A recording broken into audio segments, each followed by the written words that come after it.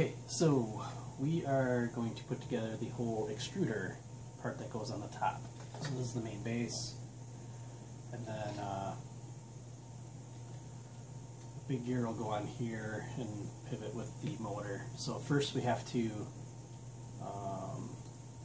get the gear on here.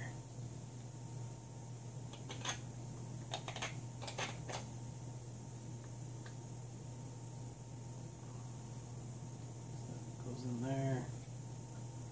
So the goal is to keep this, the teeth of the hobby bolt need to be directly over the hole that's in the extruder base. So typically you have to put in washers or just leave it loose so that it can be in the right spot on its own. So 2 bearings kind of go in there, and we put washers on each side of the bearing.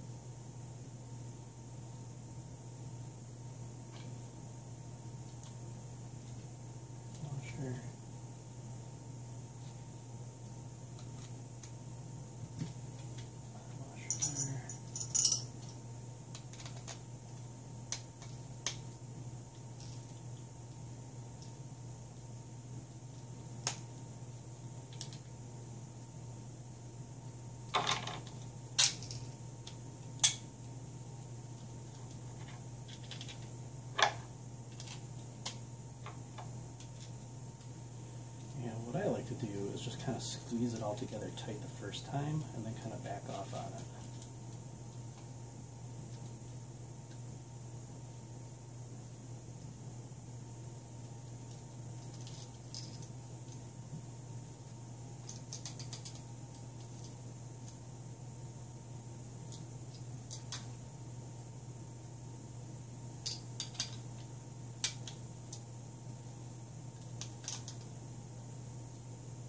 So this is going to pull these washers tight down.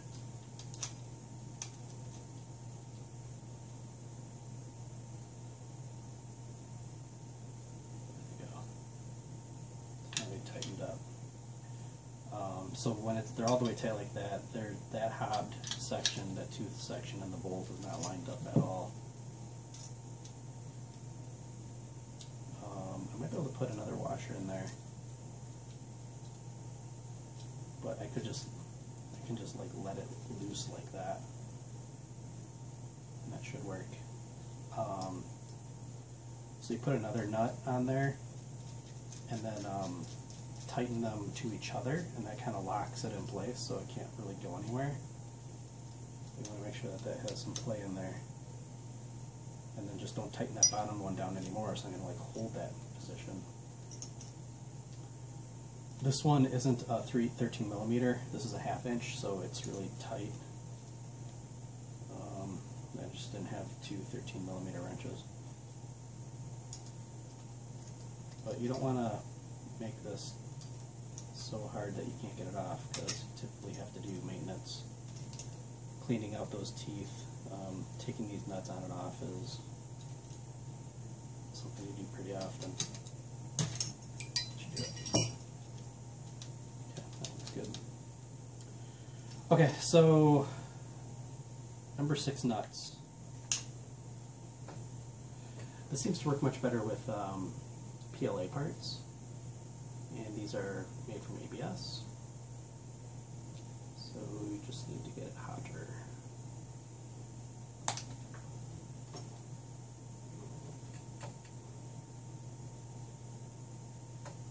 Oh yeah.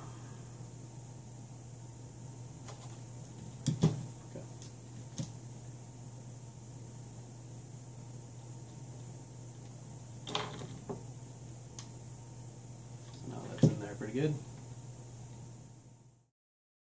we have to put this idler on here.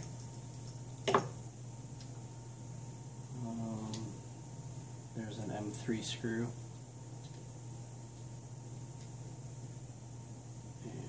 like this part is a little tight. Okay, now it fits great. So I was about to put in the idler bearing, which is just resting on one of these little headless screws. So you just put it in like that, and then use a wrench to kind of seat it in. And this part is going in really easy. Other ones have been much more difficult. So in this idler too, there's a little place to put a M3 nut. So I've already got that seated in there. And now we can put this in place. This is an M3 screw, obviously, that's going through it. I believe it's 30 millimeters.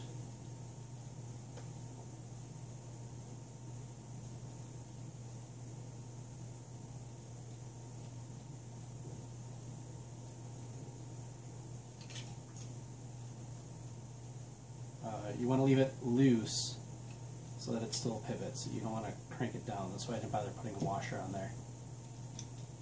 So that's going to close like that, so we can put these M4 screws in there to hold it. M4 nut. Oh, they're still in there. So M4 nut. If you try to put the nut in there and it doesn't fit, you're probably using an number 6 nut. The M4 should just drop right in. So go washer, spring, washer. These springs I cut by hand because I couldn't find ones that were the right length for me. So I got one twice length and then chopped it. So there's on these there's a sharp edge, and sometimes they kind of get hung up on the washer.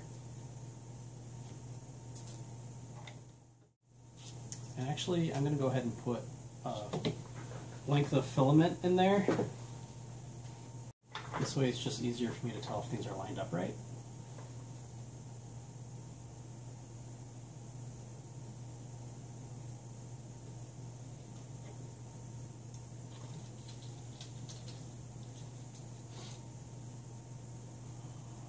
So the J-head, so this is the aluminum plate that just kind of clips in there, so that kind of keeps it straight up and down.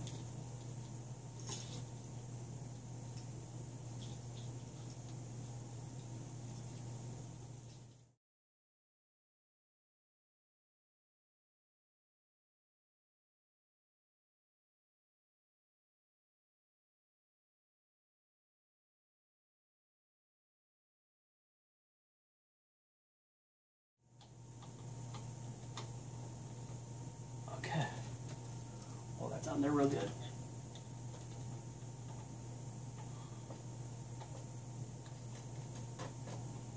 It's tight.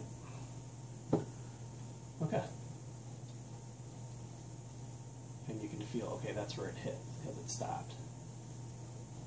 So it's all the way in there now. The fan. So this fan used to have a long yellow wire in here that I chopped off. It was just the feedback so that it knows how fast the fan is spinning, but our electronics don't really support that, so I just got rid of it. So there's two screws here that line up with these two holes. You could use like a screw, like an M3 screw would probably fit in there, but I like to zip tie it. And easy way to do it is if you curl the end of the zip tie like that, you can stick it in one hole and it'll just pop right out the other.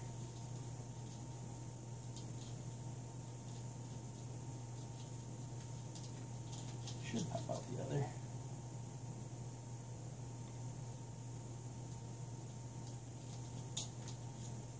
It's missing.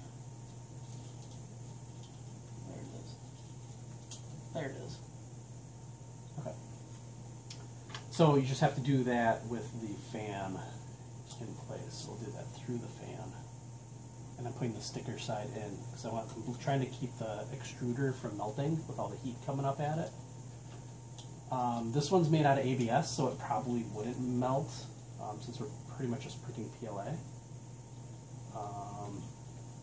But I've just had so many extruders get warped from the heat that I decided it was best just to have a fan on here. I believe the original design for this was to mount a fan to blow down on the parts that it's printing to cool them. So I'm not taking advantage of that. Just put another zip tie in there, and that kind of locks it all in place.